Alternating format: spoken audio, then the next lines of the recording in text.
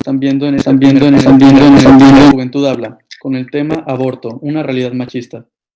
Como panelistas tenemos a Daniela Macías Sánchez, quien cursa el tercer semestre de Ingeniería Biomédica en el Tecnológico de Monterrey, es integrante de JUBI Monterrey, voluntaria en la ONG con participación y participó en la ONU en el 2019. Arturo Rubio Díaz Vázquez, miembro de JUBI Ciudad de México, miembro del Frente Nacional por la Familia, miembro de la Asociación Regnum Christi Talks México Norte, actualmente es presidente de la Asociación Tech Moon en el Estado de México y locutor en el programa de radio Rockeando la Historia. Julián Galicia Presuel, estudiante de Economía en la Universidad de Anáhuac, miembro de JUBI Ciudad de México, actualmente cursa el Diplomado de Formación de Líderes y Agentes de Cambio por parte de la Universidad de Anáhuac. Participó en la Comisión de la Condición Jurídica y Social de la Mujer en las Naciones Unidas en el 2019. Karina Ramírez, directora de JUBI Aguascalientes, miembro del Comité del Frente Nacional por la Familia del mismo estado, activista pro vida y pro familia, participante en el curso de desarrollo de formación de liderazgo a favor de la vida y de la mujer. María José Ortiz Carmona, futura integrante de Medicina e integrante de JUBI Ciudad de México. Rodrigo García de la Garza, estudiante de Medicina en el Tecnológico de Monterrey y miembro de JUBI Monterrey.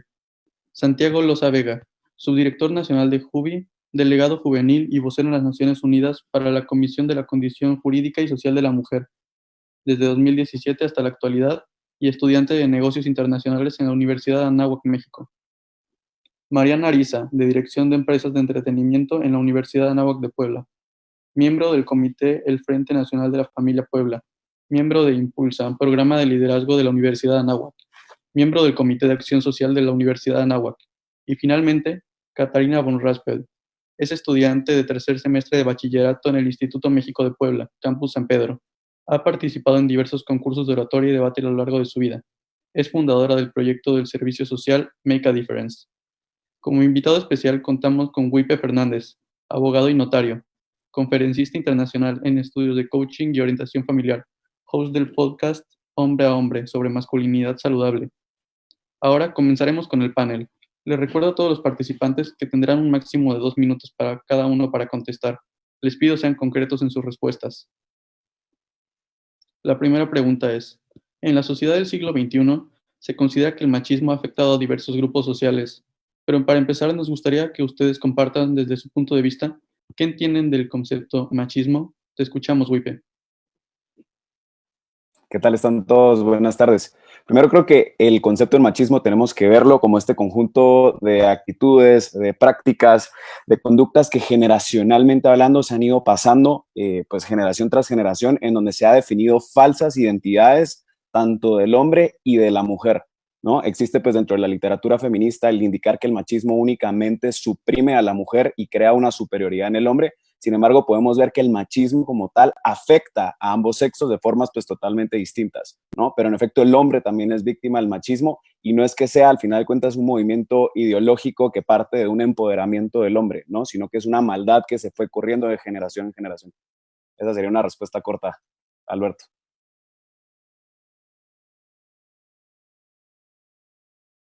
Muchas gracias, Wipe. Ahora pasamos con Julián. Bueno, pues el machismo, según el diccionario de la Real Academia Española, es la actitud de prepotencia de los varones con respecto de las mujeres, incitando a la dominación por parte de los hombres hacia las demás personas. Pero esta definición es la consecuencia de un pensamiento inmerso en el mismo. Hablamos de un pensamiento reduccionista, que como dice la palabra, reduce a la mujer a solo dos vertientes, a su capacidad de dar hijos o a su capacidad de dar placer sexual.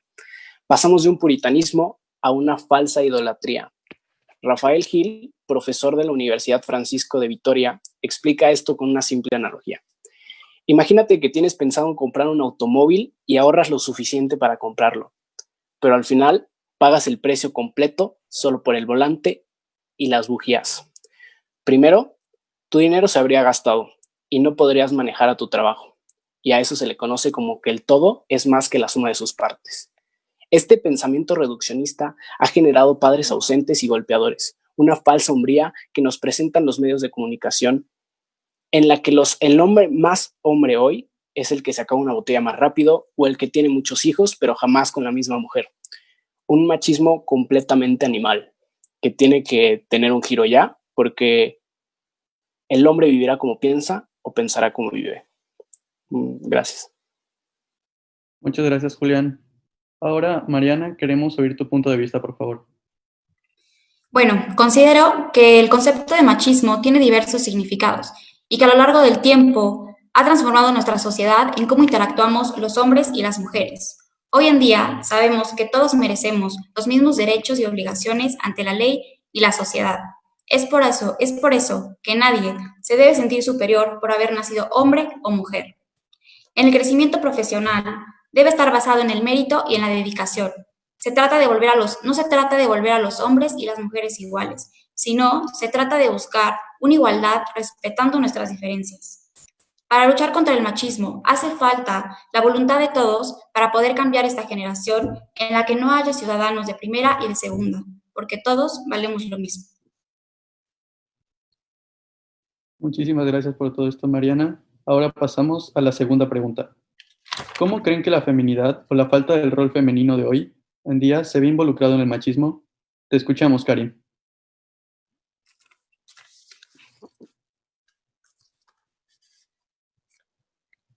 En este momento, Cari no se encuentra presente, al parecer tuvo un error con su internet, pero ahora pasamos con la opinión de Dani. Hola, buenas tardes a todos. Hay una frase que a mí me gusta mucho que es: la verdadera feminidad incita a la verdadera masculinidad. El problema es que hoy en día ya casi nadie tiene una idea clara de lo que masculinidad y feminidad realmente significan. Tristemente, esta confusión ha creado muchos problemas y sin duda ha contribuido al machismo. Pienso que las mujeres estamos siendo empujadas por muchas de las ideas actuales a abandonar ciertos aspectos de nuestra feminidad. Tal es el caso del aborto, que busca quitarnos uno de los pilares de nuestra esencia como mujeres, nuestra maternidad. Sin duda, existían muchos estereotipos que dañaban a las mujeres antes y hemos logrado sobreponernos a muchos de estos. Pero hay una gran diferencia entre pelear por nuestra libertad y borrar por completo los roles que tenemos como mujeres. Si buscamos eliminar totalmente los roles que tanto hombres como mujeres tenemos, ninguno de los dos va a saber cómo actuar frente al otro y la manera de relacionarnos se va a deformar.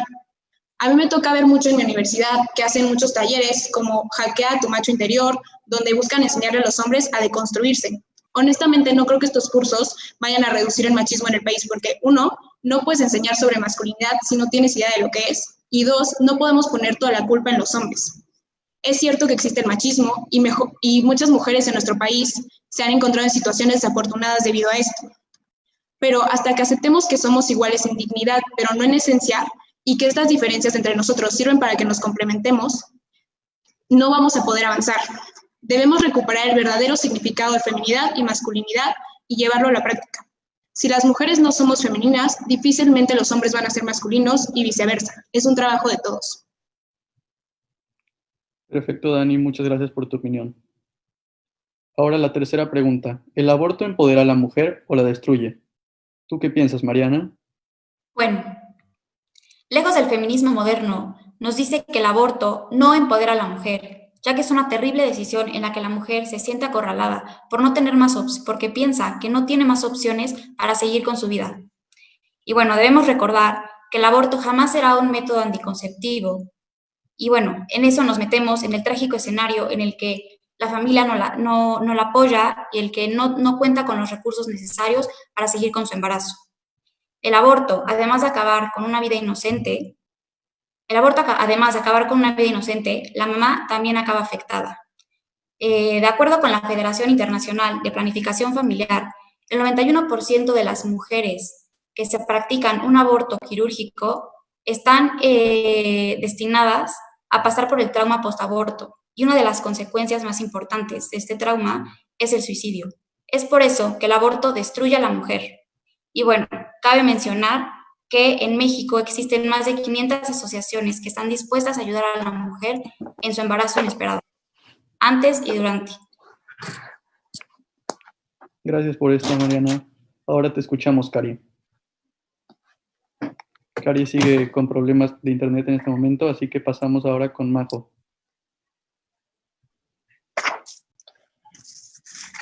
El aborto no empodera a la mujer, al contrario, la destruye.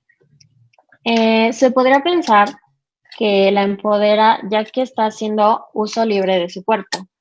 pero podemos afirmar con certeza y desde un punto de vista científico que desde el momento de la concepción y durante todo el desarrollo embrionario estamos tratando con un ser humano vivo, individual, con un ADN completamente diferente al de sus padres y autónomo. Por lo tanto, es una persona totalmente diferente.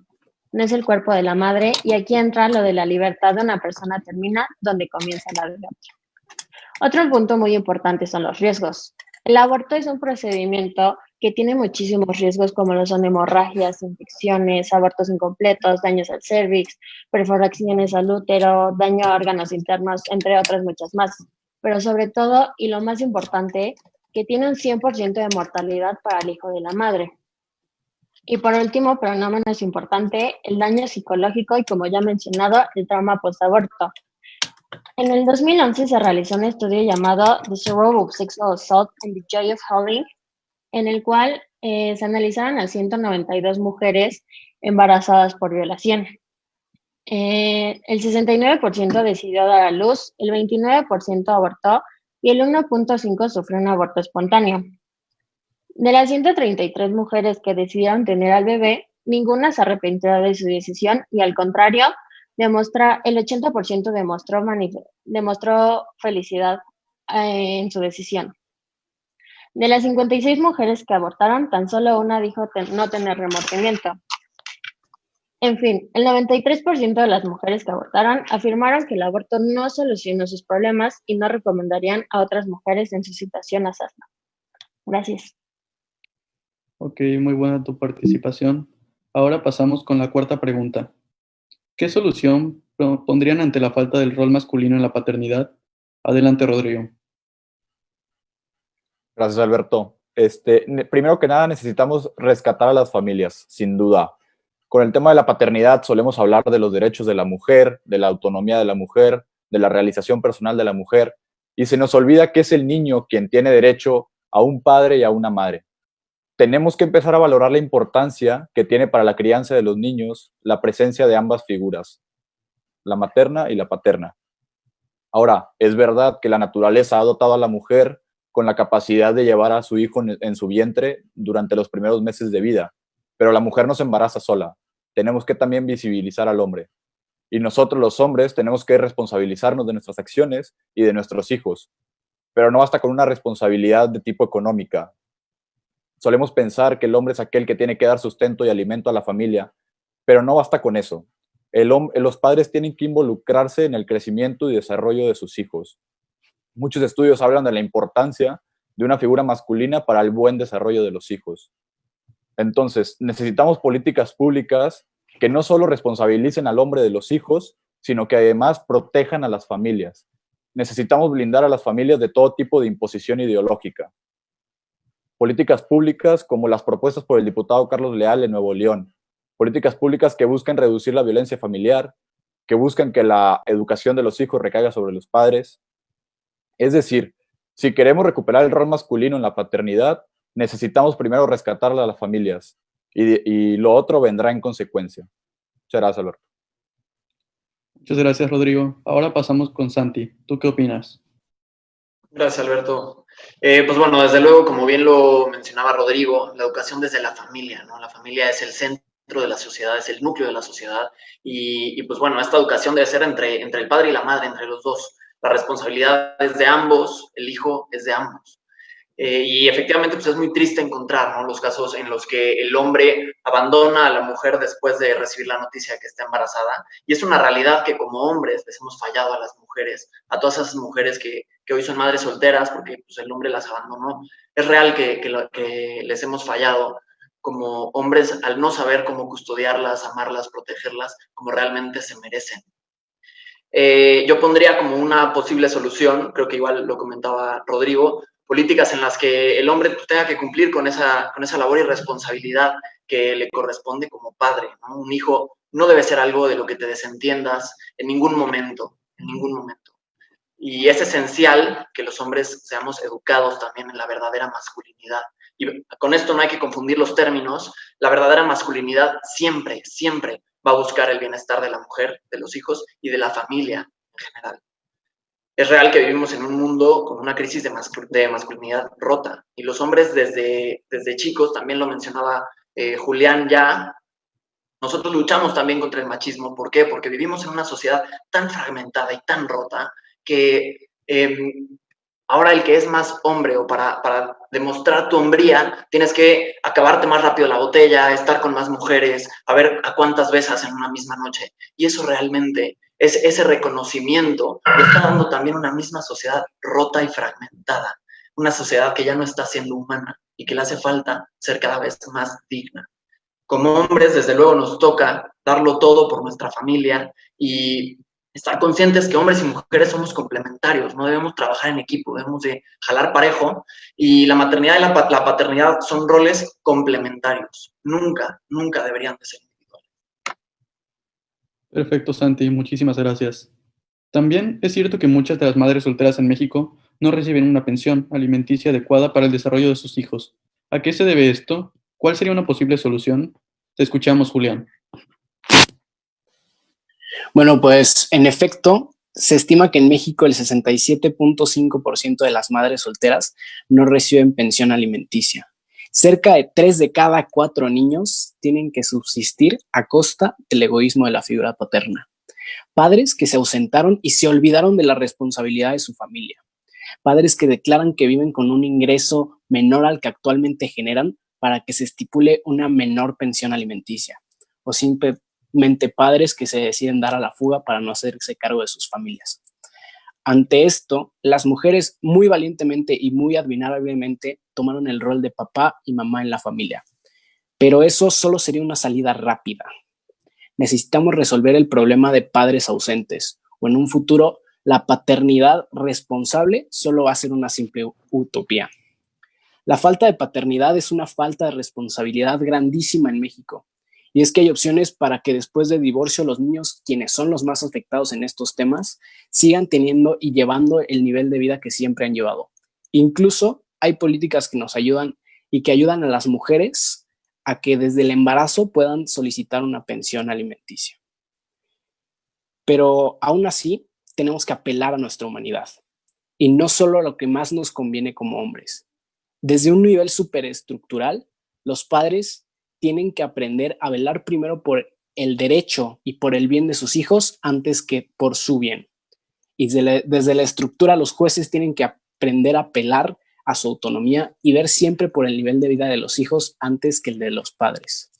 Pero siempre tratando de apoyar a la crianza del futuro de nuestro país, quienes son los niños. Gracias, Julián. Ahora pasamos con Wipe. Muchas gracias. Creo que ahorita, y como abogado, tenemos que hacer énfasis en distintos principios jurídicos que hablan específicamente de la pensión alimenticia, y entre ellos podemos ver primero el principio de solidaridad familiar, que creo que es lo que Julián está explicando específicamente, que es velar por el bienestar de la familia. Por el otro lado, también está el interés superior del niño, ¿no? Este es un principio reconocido a nivel internacional, en donde estamos velando constantemente por darle pues esta mejor situación de vida a los menores, pero no podemos olvidar también el principio de, ¿cómo se llama este? Es el principio de entender cuál es la actualidad económica que tienen tanto padres de familia como el principio de realidad. Ahí está, el principio de realidad que tienen pues las madres, ¿no? Entonces, el juez en este caso, él también tiene que ver esta proporción entre el caudal que puede producir el padre y la necesidad que tiene la madre en conjunto con sus hijos. Ahora creo que Julián habla de un tema totalmente importante, que es el error que tienen muchos padres de familia de primero mentir o esconder el ingreso económico que a ellos les corresponde. Entonces, a nivel de políticas públicas, nosotros podemos observar que no solo es un actuar del Estado a un nivel de organizaciones en donde se le puede aportar económicamente a madres que carecen de ingreso económico, sino que también tenemos que reforzar el aspecto judicial, ¿no? Tenemos entonces también que darle esta obligación a los jueces a de verdad llevar un mejor control de lo que es la realidad tanto del padre como de la madre, y de esta forma pues incluso ellos poder decretar retenciones económicas judiciales en donde incluso se pueda sancionar a aquellas empresas que ayuden al padre de familia a esconder el ingreso económico que a él está entrando, ¿no? De hecho, hay otras políticas públicas, por ejemplo, que se llevan a cabo en Europa, en Noruega, en donde aparte de poder tener una retención judicial de cierto porcentaje del salario del padre que se le asigna después a los hijos, existen registros en donde se establece a aquellos padres que han sido sancionados con dar cierta pensión alimenticia a menores, en donde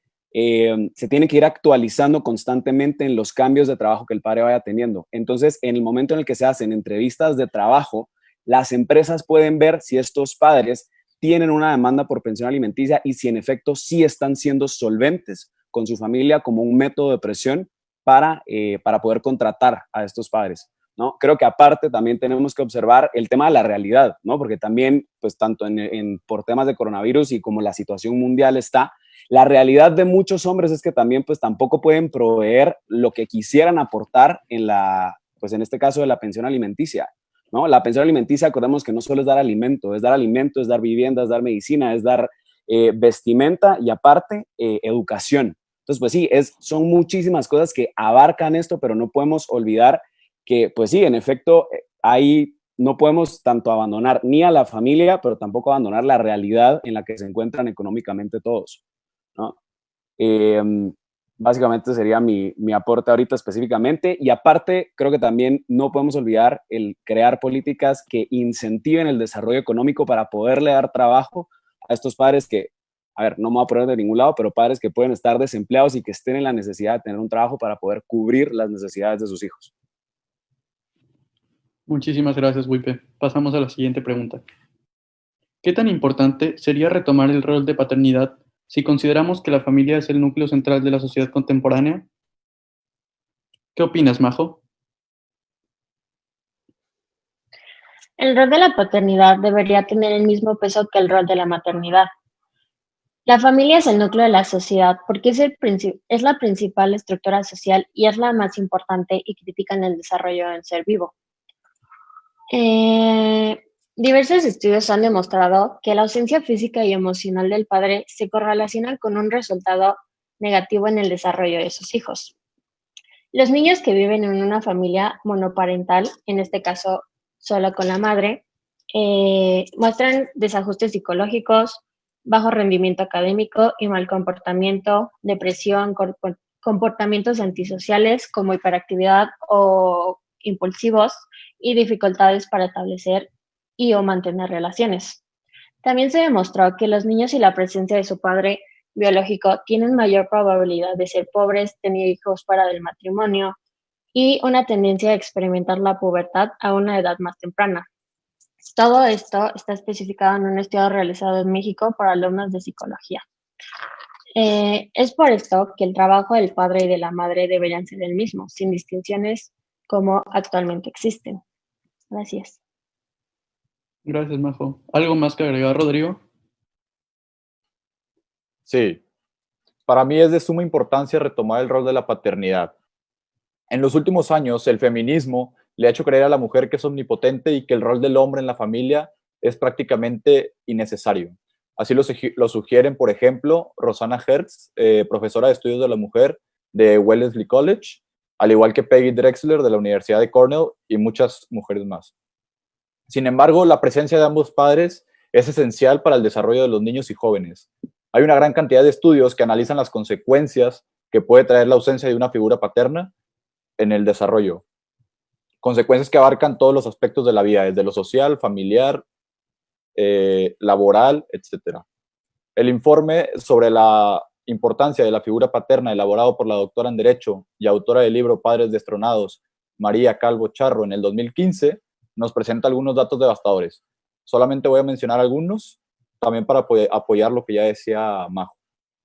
El 80% de los adolescentes en hospitales psiquiátricos provienen de familias rotas.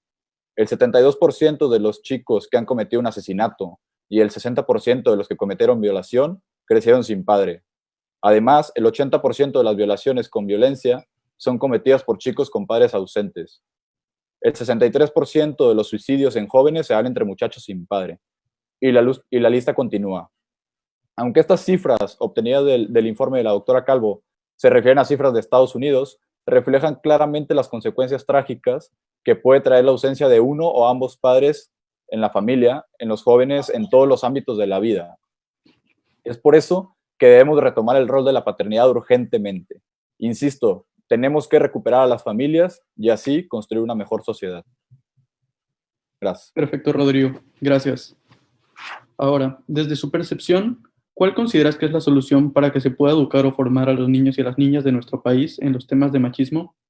¿Cuál consideras que es el rol o papel que debe tomar el Estado para dicha formación o es responsabilidad única de la familia? ¿Qué opinas al respecto, Cata?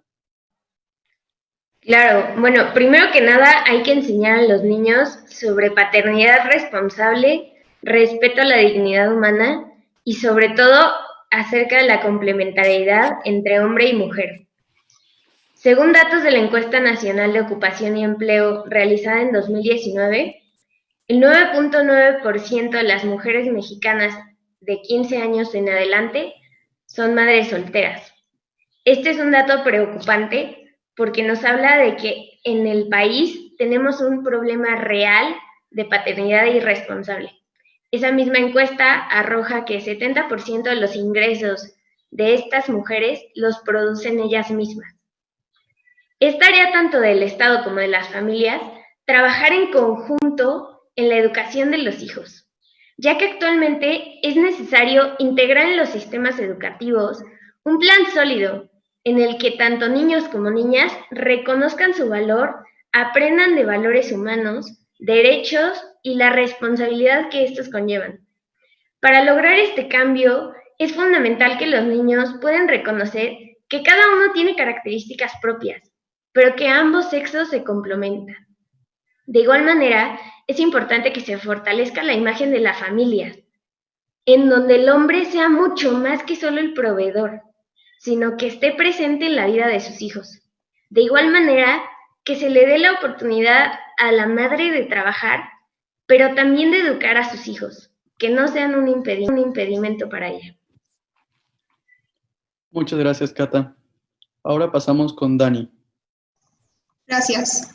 Para educar a niños en tema de machismo, lo primero que hacer es enseñarles sobre la dignidad de la vida humana, porque si no entendemos que cada humano tiene dignidad y merece respeto, sea hombre, mujer, adulto o embrión, difícilmente vamos a poder tratar a las personas que nos rodean con el respeto que se merecen.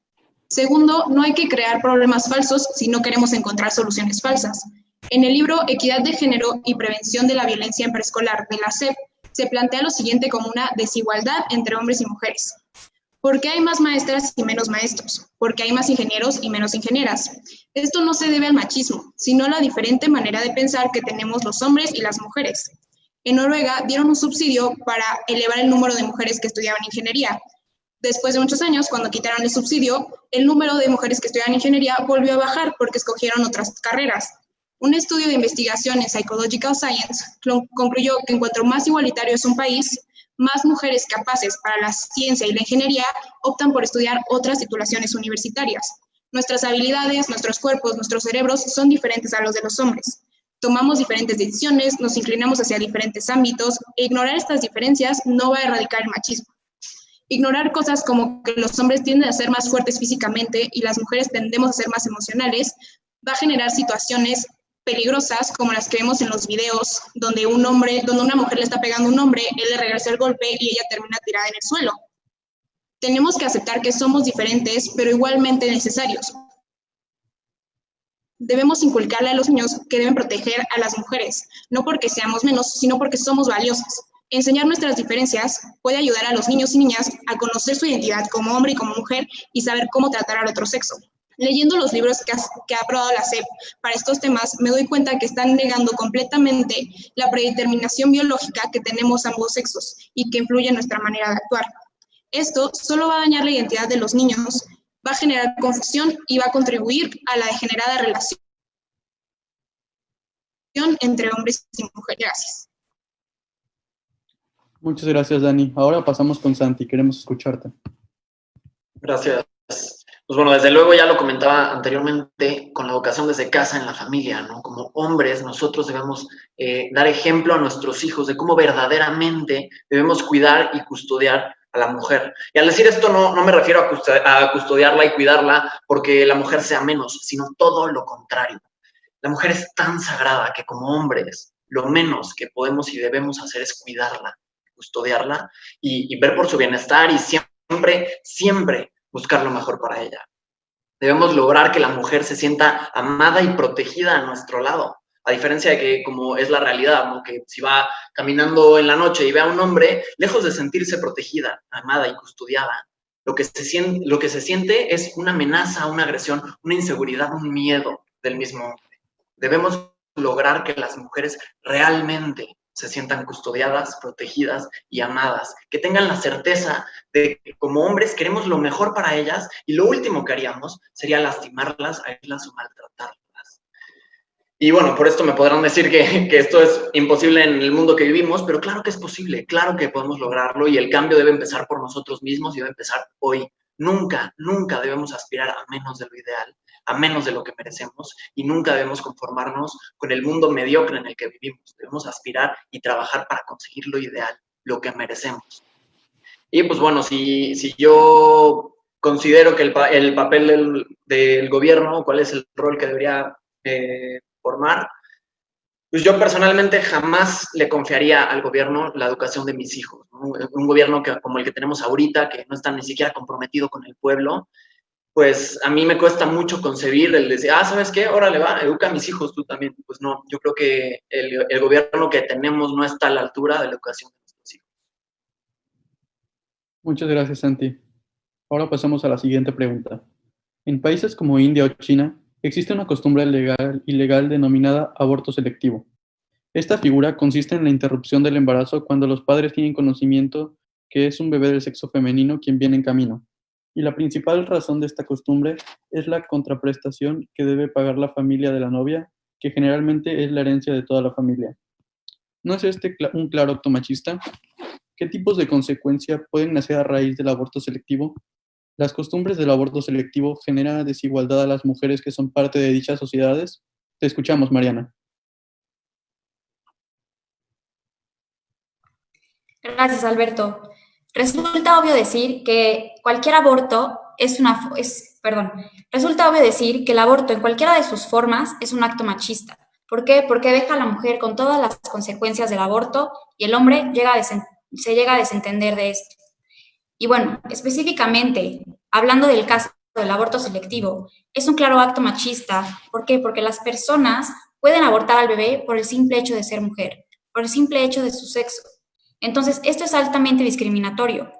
El aborto selectivo genera desigualdad en todos los demás ámbitos de la sociedad, principalmente porque se está discriminando desde el vientre materno. Debemos trabajar para erradicar el machismo en la sociedad. Debemos defender la vida desde todas las formas y bueno, porque esta es la causa más noble que hay. Muchas gracias, Mariana. Ahora pasamos con Rodrigo. Quisiera aclarar que antes de ser un acto machista, el aborto es un acto inhumano. Pero sí, claro que el aborto selectivo es un acto machista en su máxima expresión. Vamos, se están asesinando millones de bebés por el simple hecho de ser mujeres. Además, es por fines económicos. En cuanto a consecuencias del aborto selectivo, en primer lugar, pues el hecho de que se estén asesinando millones de niñas en el vientre materno es gravísimo y nos habla de una sociedad enferma, inhumana y decadente. En segundo lugar, en el caso de la India, el gobierno indio, a través del Ministerio de Finanzas, en el 2018, sacó un estudio económico en donde afirman que a India le faltaban 63 millones de mujeres, de acuerdo a la proporción poblacional que existía entre hombres y mujeres.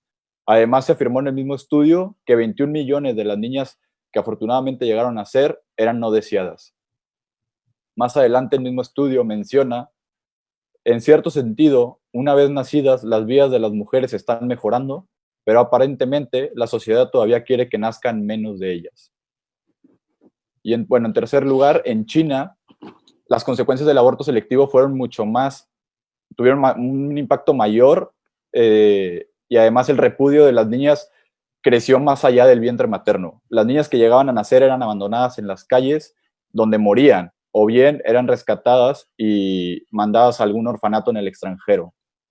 Entonces sí, el aborto selectivo genera desigualdad, en primer lugar porque nacen mucho menos mujeres que hombres en los países ya mencionados, Y esto además acentúa la visión machista de la sociedad en dichos países y crea un círculo vicioso en donde la mujer es utilizada con fines meramente reproductivos, claro, siempre y cuando el bebé sea hombre. La mujer sigue representando un gasto para la familia y por ello son asesinadas en el vientre. Es todo. Muchas gracias. Ahora pasamos con Majo.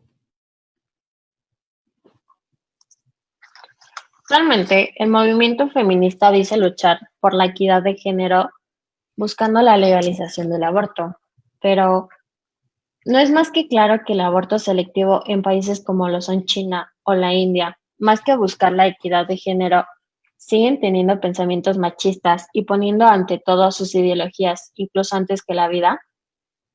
Las estadísticas de China dan a conocer que se han realizado más de 40 millones de abortos selectivos. Esto quiere decir que en China faltan más de 40 millones de niñas que fueron asesinadas por el simple hecho de ser niñas. ¿No se supone que esto va contra la ideología del feminismo? Entonces, ¿por qué buscar la legalización de este? También podemos volver a reafirmar que el bebé que lleva la mamá dentro de su vientre es un ser humano completamente diferente al de la madre y que las mismas madres están aceptando abortar a sus propios bebés por el hecho de ser niñas. A esto podríamos llamarlo como feminicidios. ¿Por qué? Porque los están abortando por ser niñas. Entonces, ¿por qué sería una opción viable para mejorar y lograr la equidad de género si en realidad es todo lo contrario? Gracias. Muchas gracias. Ahora pasamos con Santi. Santi. Gracias, Alberto.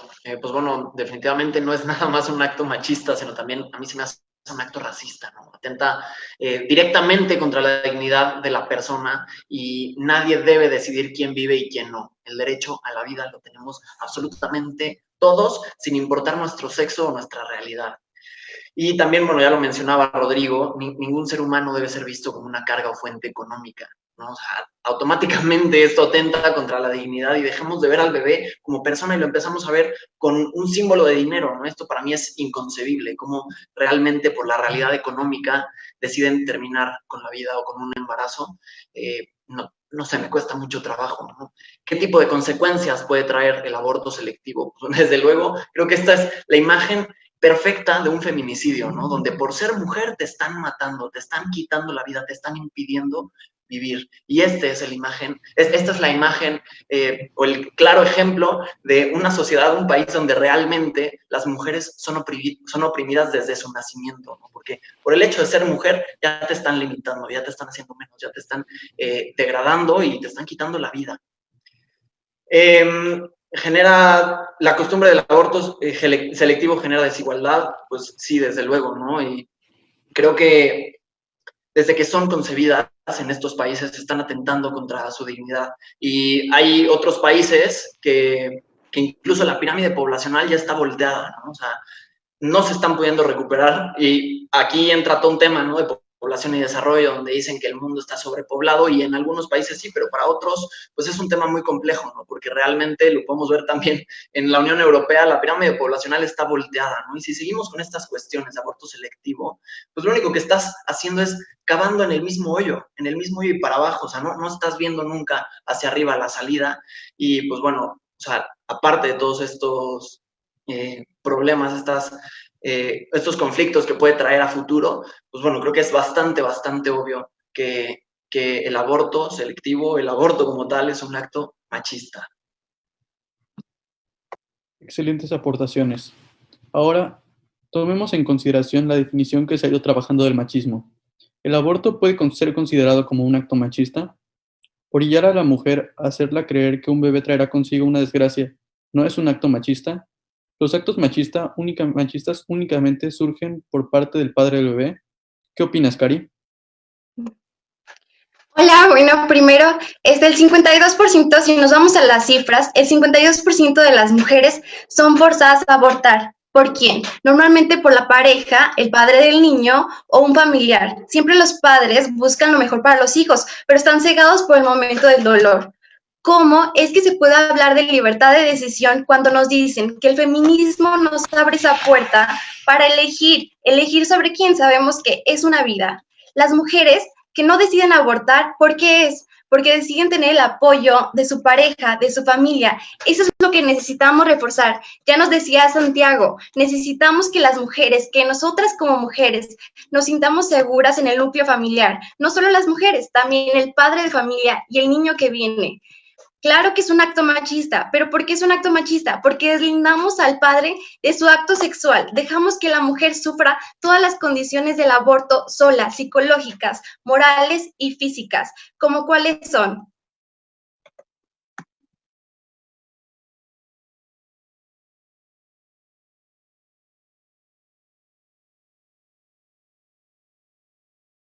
Dos formas falsas. Esta destruye una vida humana. El síndrome, por ejemplo, vamos a hablar un poquito del síndrome de daños físicos, el exceso de la fertilidad, perforación de útero, embarazos ectópicos, cáncer de mama. Un acto machista, perdón. ¿Por qué? Porque deja solamente a la mujer con todas estas situaciones que deberán de estar pasando los dos. La familia también la deja sola. Entonces, claro que es un acto machista. Muchas gracias. Ahora,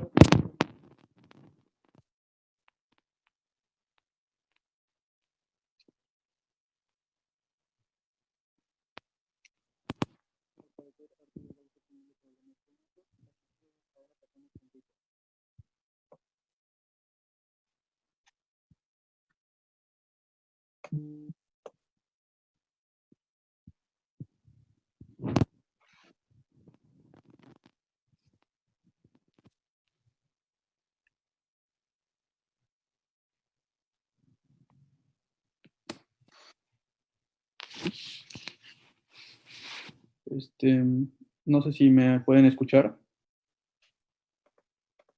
Ok. Pasamos con Wipe. Yo creo que, a ver, la respuesta de Cari me pareció perfecta y creo que más allá de eso tenemos que darnos cuenta que el machismo en sí no solo proviene de los hombres, ¿no? Tenemos que ver que al final de cuentas, justo como estábamos hablando, el machismo es una creación generacional de una falta de identidad de tanto hombre como de mujer. Entonces, esta presión a abortar, y justo era la segunda pregunta que tú hacías, de esta presión de decirle a la mujer embarazada que su hijo va a ser una desgracia, que va a ser una carga económica, etcétera, pues no solo recae en torno a los comentarios, a la presión que el hombre le hace por su presión, o sea, por la presión machista, sino que también existen mujeres machistas, ¿no? O sea, la presión familiar que ocurre, pues no viene únicamente de, pues obviamente, según las cifras, pues sí, está la pareja, está el papá, pero no podemos olvidar que también existen mujeres machistas y que también existe una presión, lamentablemente, de toda la sociedad de masculinidades y feminidades rotas que consideran que una vida, al final de cuentas, pues va a ser una mayor carga que una bendición, ¿no? Entonces, creo que no podemos dejar de un lado también al final de cuentas, la responsabilidad social que tenemos tanto hombres como mujeres de trabajar en nuestra masculinidad y en nuestra feminidad saludable, porque va a ser la única forma en la que en conjunto vamos a poder salvaguardar este tipo de vidas, porque sobrepasamos el tema de la sexualidad y nos vamos a un principio superior que todos estamos concordando, que es la dignidad humana. Muchas gracias, Arturo. Muchas gracias, Wipe. Ahorita pasamos con Arturo.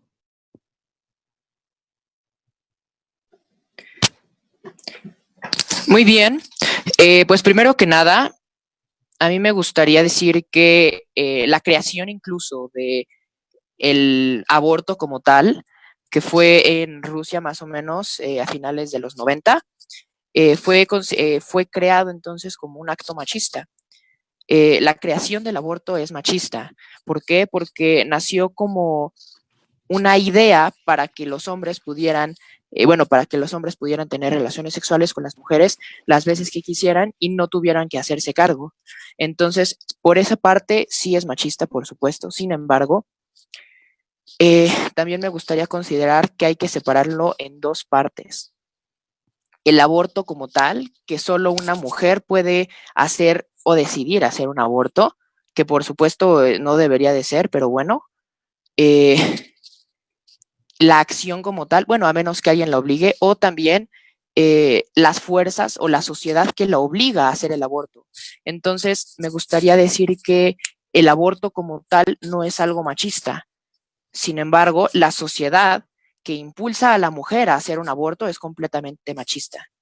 ¿Por qué? Porque no es justo que una mujer se quede sola, y aquí volvemos a hablar acerca de los hombres que dejan a las mujeres solas, o de las madres incluso que le dicen a sus hijos que aborten.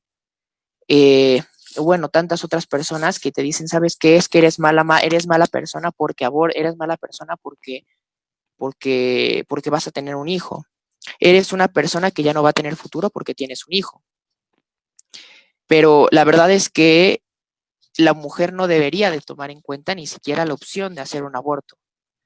¿Por qué? Porque ahí ya no es porque estamos volviendo a lo mismo. Estamos dañando a un ser humano independiente. No debería de ser la decisión de esta persona. ¿Por qué? Porque es un ser es un ADN diferente.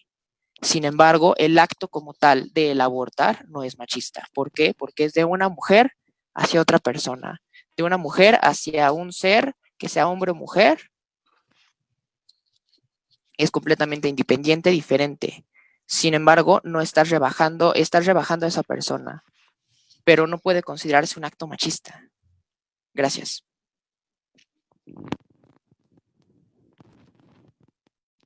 ¿Podrían explicar feminista? ¿Cuáles fueron los resultados obtenidos de este pensamiento? Adelante, Dani.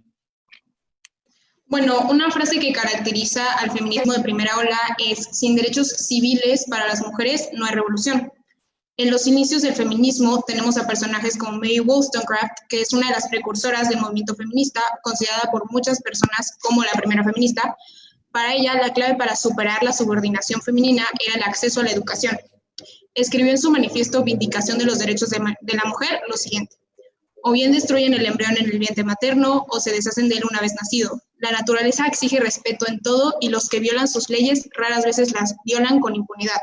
También tenemos a Maddie H. Rinkerhoff, que en el periódico feminista La Revolución en 1869 escribió: cuando un hombre roba para satisfacer su hambre, podemos concluir con seguridad que hay algo que anda mal en la sociedad. Igualmente, cuando una mujer destruye la vida de su hijo no nacido, es evidente que, o bien por la educación o por las circunstancias, se le ha hecho un grave mal.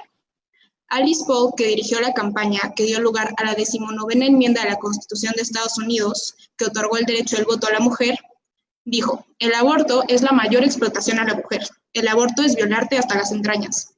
También tenemos a Sarah F. Norton, que es una escritora y luchadora por los derechos de la mujer en Estados Unidos en el siglo XIX, que dijo: vendrá un tiempo en que una madre soltera no será despreciada debido a su maternidad y en el que el derecho de los no natos a nacer no será negado o interferido. También está Matilda Gage, una defensora de los derechos de la mujer y líder sufragista en Estados Unidos, que dijo: entre todos los males de la mujer, el aborto es el peor. Como podemos ver, estas mujeres luchaban por tener igualdad ante la ley, acceso a la educación, poder votar, derechos iguales. Buscaban realmente derechos, no privilegios, y reconocían el aborto como lo que es: un abuso a la mujer y el asesinato de una vida inocente.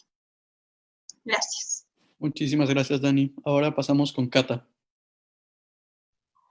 Bueno, como bien decía Dani, muchas de las primeras feministas se declararon fuertemente en contra del aborto, porque incluso algunas lo definían como la última explotación de la mujer. Y bueno, ya en términos históricos, la primera ola del feminismo surge principalmente en Inglaterra, Francia y Estados Unidos con los movimientos sufragistas. Como bien mencionaba Dani,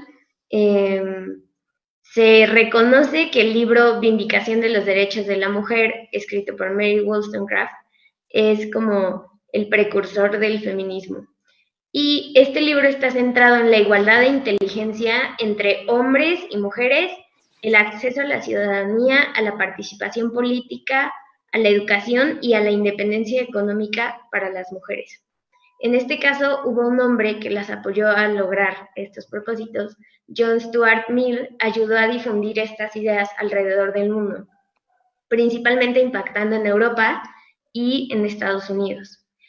Muchos años después, en 1918, se concedió el voto a las mujeres en Inglaterra y un Congreso republicano en Estados Unidos aprobó la 19ª enmienda, que ya reconoce los derechos de la mujer.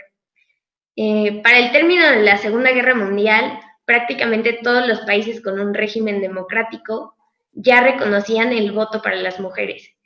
Y bueno, esta primera ola luchó por cambios legítimos y necesarios para las mujeres, principalmente en la manera legal. Pues antes de todo esto, las mujeres no eran consideradas ni siquiera por la ley y no tenían acceso a la educación, el voto, o en países como Francia ni siquiera tenían la custodia de sus hijos, ya que solo se reservaba al hombre. Entonces, esta primera ola realmente logró cambios muy necesarios en la sociedad, pero de igual manera condenaron el aborto desde un inicio. Muchísimas gracias. Ahora, la última pregunta. Con base en lo expuesto en la pregunta anterior, ¿podrían explicarnos en qué consiste la tercera ola feminista? Y si esta tercera ola feminista iría en contra de las primeras exigencias de la primera ola feminista, ¿se podría considerar que, a diferencia de los primeros pensamientos feministas, la tercera ola feminista busque de manera indirecta la opresión lejos de la libertad con la que originalmente nació el pensamiento? ¿Qué piensas, Majo? No puede ser abordado como una ideología unívoca. Es por esto que sus diversas expresiones suelen ser diferenciadas a través de olas que se van sucediendo unas a otras a través de la historia y que llevan consigo importantes cambios político-teóricos respecto de sus predecesoras. La tercera ola se da principalmente por el ámbito cultural y nace en los años 70. La norteamericana Betty Friedan escribe en su libro La mística de la feminidad que la liberación de la mujer no fue lograda con las victorias feministas en el terreno de los derechos civiles y políticos, ya que seguían sintiéndose oprimidas por los aspectos culturales que se le daban al rol femenino, es decir, las reglas informales que se asociaban a la mujer, como por ejemplo la de ser esposa y o ser madre. Ha sido un largo proceso a través de los años y es gracias a ese proceso que el hombre se ha convertido en el blanco de desprecio absoluto por parte de las feministas radicales. Es por eso que en la actualidad también se da más el lesbianismo, ya que consideran que entablar una relación con un hombre es como dormir con el enemigo. Otra mujer muy importante en esta tercera ola es Simone de Beauvoir, que dice que la maternidad es una construcción social y cita en su libro La tesis central que mujer es un concepto socialmente construido. Dice también que no se nace mujer, que llega uno a serlo. Esto quiere decir, en pocas palabras, que el ser humano no es nada más que aquello que él decida ser. Las principales diferencias entre la primera y la tercera ola van que la primera ola del feminismo se le considera como el feminismo ilustrado, liberal, sufragista, ya que surgió de las revoluciones liberales. En términos generales, surgió porque las mujeres pudieran tener acceso a la ciudadanía, es decir, el derecho a la participación política y el derecho a la educación, ya que en ese momento era únicamente para los hombres. La tercera ola se considera como el feminismo culturalista, radical y neomarxista, responsable de la llamada ideología de género. Por estas principales ideas es que se dice que la primera y la tercera ola se contradicen. Gracias. Muchas gracias, Majo. Ahora pasamos con Julián. Bueno, pues como ya han explicado todos, las diferencias vienen desde que el primer feminismo era liberal y sufragista, buscando como tal el derecho al voto de la mujer, el derecho a que pueda tener herencia, el derecho a que sea alguien en la sociedad. Después se fue a la segunda ola, que ya conocemos, que es la ola marxista, a mediados de la Revolución Rusa. Esto con Alexandra Kollontai a mediados de 1923.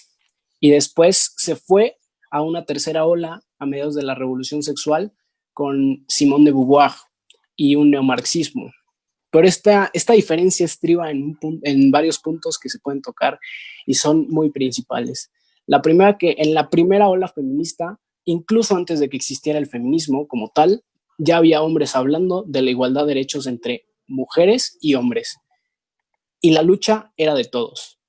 ¿A qué voy con esto? Poullain de la Barrère en los años 1600 habló de la igualdad entre hombres y mujeres. Después de que llegó Mary Wollstonecraft con la vindicación de los derechos de la mujer, llegó John Stuart Mill en Inglaterra a ayudar a las mujeres y a también promover la participación política de las mujeres. Pero después sucedió algo. Llegó el marxismo, llegó la segunda ola y conocemos a Alexandra Kollontai por haber, en su libro El Eros alado, promovía las relaciones sexuales como algo sumamente normal.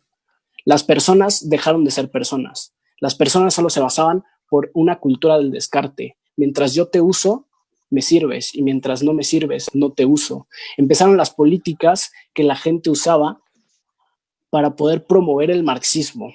Después llegó la famosísima Simone de Beauvoir apoyando la revolución cultural de China, de Mao Zedong, que es un genocida muy grande, pero ese es otro tema, con su libro El Segundo Sexo, diciendo que no se nace mujer, se hace mujer. Entonces podríamos decir que el feminismo de tercera ola es completamente anticientífico, que basa todo su conocimiento en una ideología y en una doctrina que dice que nada es biológico. Podríamos decir que el constructo social se basa en eso, en decir que no eres nadie, y es completamente ideológico decir eso. Esa es la diferencia entre la tercera y la primera ola, que en la primera ola tú luchabas contra una ideología como mujer, y en la tercera ola la ideología te usaba como arma para poder compartir todavía más su ideología. Gracias. Muchas gracias, Julián. Ahora pasamos con Cari. Bueno, volvemos a los principios básicos del feminismo, de la primera ola feminista. ¿Cuáles eran? La justicia, pero no solamente para las mujeres. Actualmente vemos que solamente se busca para la mujer y no debería de ser así. La primera ola buscaba la justicia para hombres y mujeres, desde la concepción hasta su muerte natural. Estaban totalmente opuestas a la violencia, tenían oposición a la discriminación. Actualmente no se centran en estos puntos.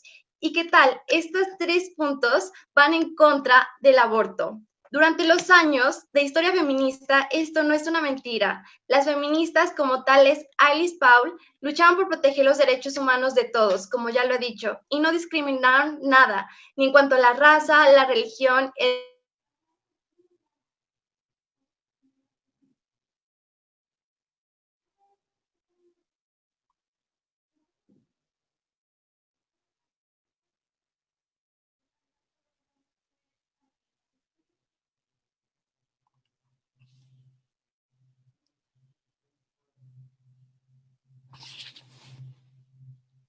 Hola, Cari.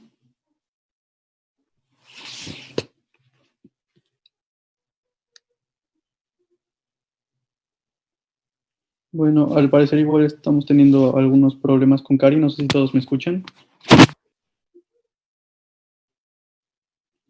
Sí, ok. Bueno, ¿cuál sería la respuesta a nuestro actuar entonces? ¿Tú qué opinas, Arturo?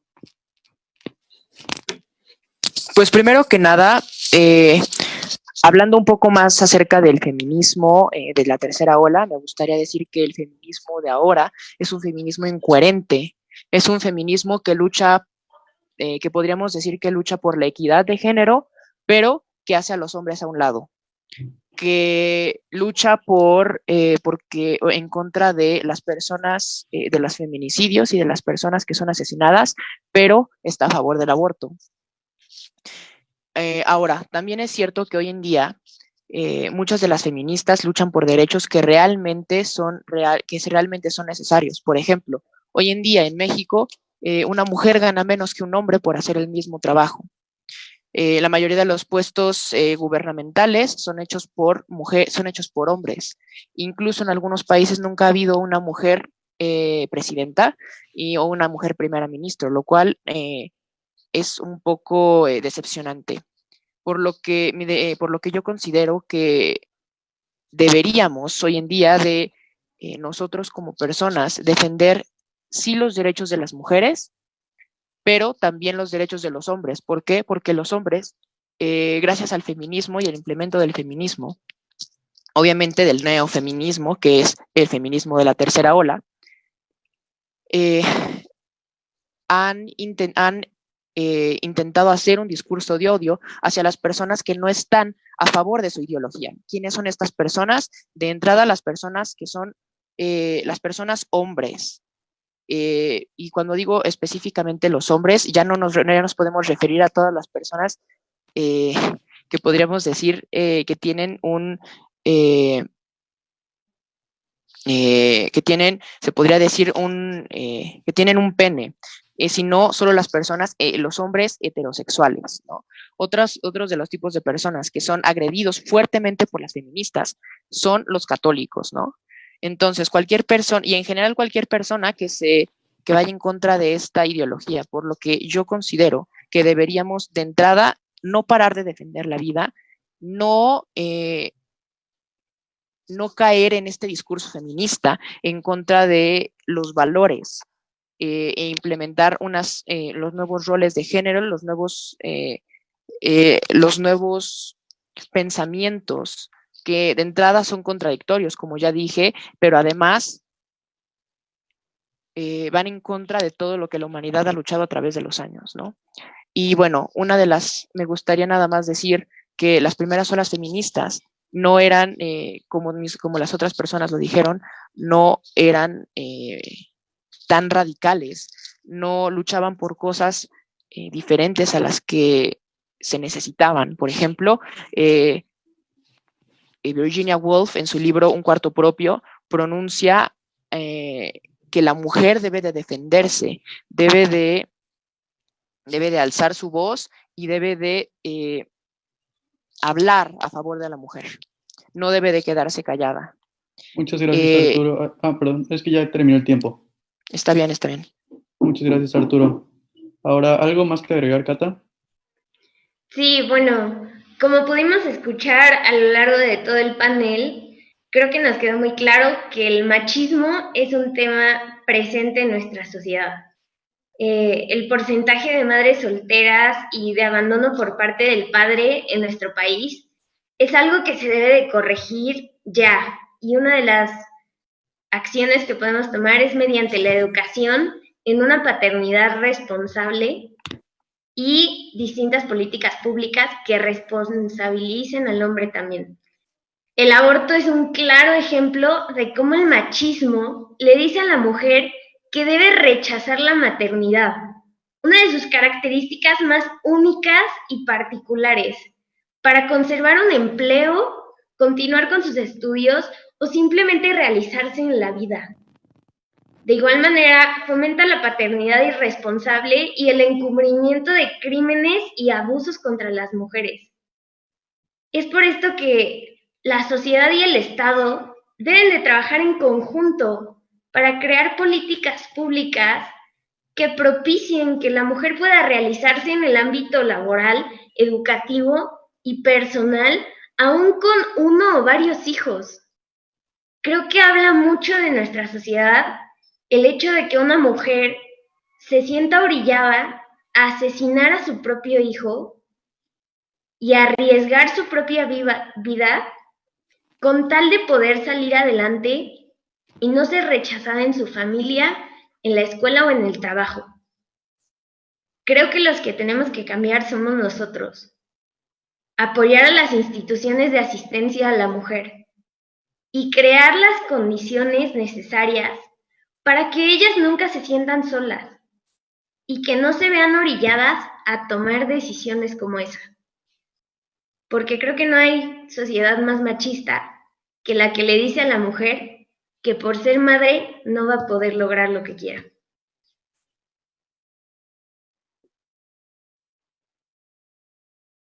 Excelente participación, Cata.